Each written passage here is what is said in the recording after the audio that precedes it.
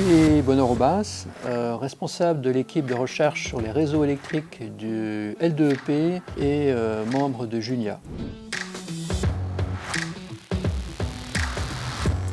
Comme l'ensemble des réseaux électriques, les réseaux ferroviaires électrifiés seront amenés à évoluer afin d'accroître leur efficacité énergétique, tout en augmentant la part d'énergie d'origine renouvelable consommée et en fournissant de nouveaux services aux différents acteurs du système électrique, induisant la notion de smart grid ferroviaire.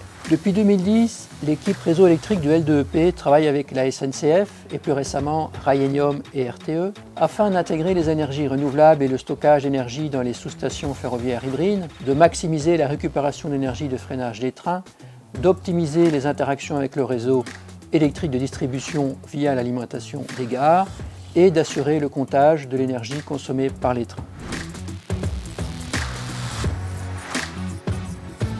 Les travaux actuels en partenariat avec la SNCF et Rheinenium concernent la modélisation, l'analyse, la simulation temps réel sur plateforme de L2EP et le pilotage d'un démonstrateur dans une sous-station à courant continu réversible installée sur la ligne de RER-C en région parisienne afin de maximiser la récupération d'énergie de freinage des trains. C'est le projet Massena. Un autre projet a démarré avec RTE et SNCF Réseau sur la modélisation et l'estimation de la consommation énergétique des trains dans un contexte d'ouverture à la concurrence du transport ferroviaire et du déploiement d'un smart grid ferroviaire. C'est le projet DECOFER.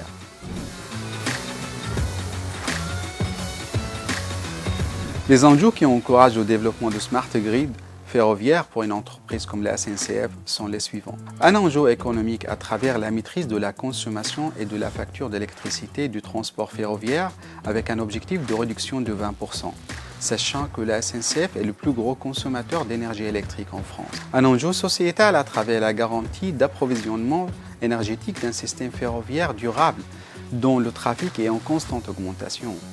Un enjeu environnemental de par l'amélioration de l'empreinte environnementale de la consommation d'énergie du système ferroviaire et en particulier la réduction des émissions de gaz à effet de serre, ce qui passera entre autres par le développement de l'autoproduction et l'autoconsommation d'énergie renouvelable. Depuis 2010, les projets ont impliqué 3 doctorants ainsi que plusieurs postdocs et ingénieurs de recherche, en particulier pour les développements sur notre plateforme expérimentale au sein de l'école d'ingénieurs Junia.